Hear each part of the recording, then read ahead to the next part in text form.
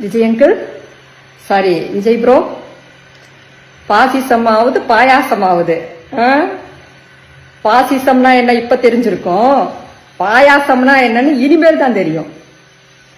இந்த 5 நாள் ஆளுநரை எதிர்த்து போராட முடியாத நீங்க ஆட்சி அமைச்சு 5 வருஷம் எப்படி அமித்ஷாவோட போராட போறீங்க?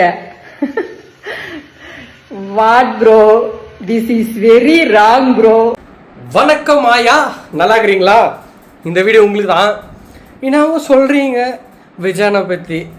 விஜயனோட தம்பி சும்மா இருக்கலாமா பேசாமல்? என்ன சொல்கிறீங்க? What bro, it's very wrong ப்ரோவா? யார் விஜயனா உனக்கு ப்ரோவா? ஆயா, அவர் உனக்கு பேரன்.